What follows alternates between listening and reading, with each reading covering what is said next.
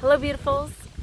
Have you ever heard a song and in an instant you were taken back maybe months, maybe years to a certain specific place and time?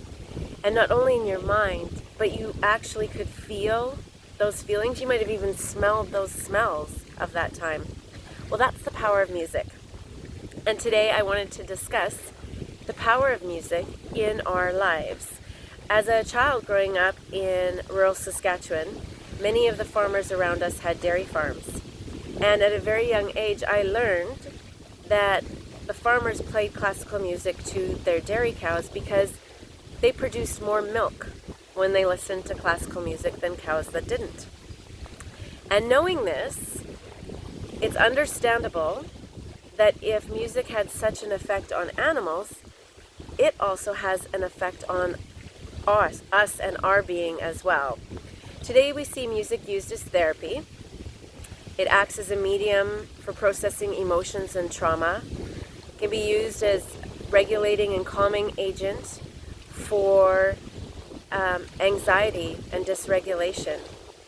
The neurologist Oliver Sacks proclaimed that there's more space taken up in our brain for sound than for language. And when we see the widespread benefits of music, that makes sense. One of the ways that we can use music in our life is to actually heal. So there was a study done at the Massachusetts General Hospital with heart surgery patients. And to those that actually were exposed to half an hour of Mozart music a day, they had significantly improved heart rate and decreased blood pressure.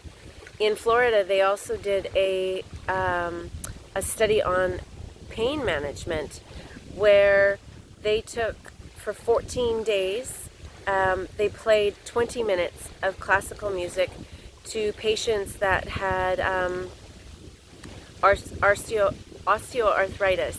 And they found that within that 14 days, their pain actually reduced by 50%.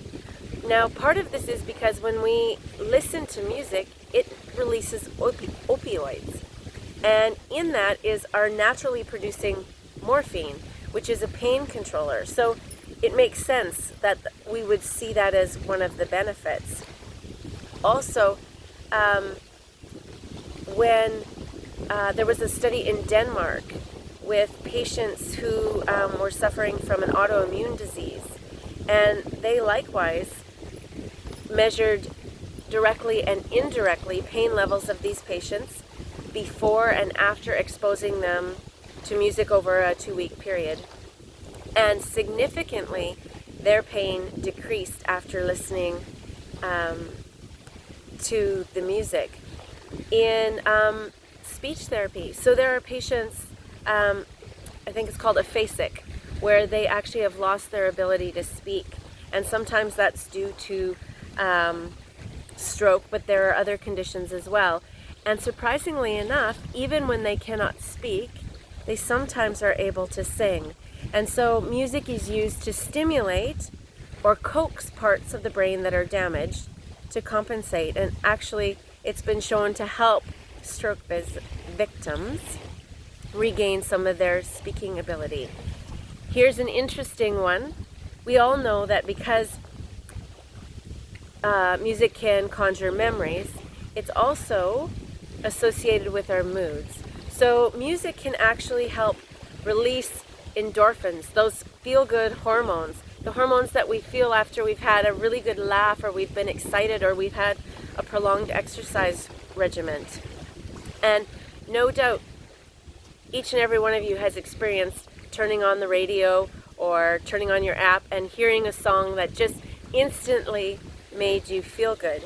In addition, those same endorphins that are released, they can help us reduce simple carbohydrate cravings. They can help us reduce our appetite and to mobilize energy stores. So they actually can help us with sustaining our weight. But in order to do that, we have to listen to music. One of the other things or benefits from music is a state in Michigan showed that listening to simply 15 minutes of music a day of your choice that you enjoyed and that you knew and liked released a compound called interleukin-1.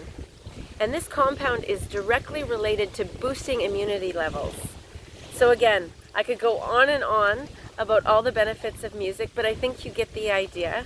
And so I encourage you today to listen to something that makes you feel good and actually maybe even dance along with it. Until we talk again, please stay hydrated, nourished, and well rested.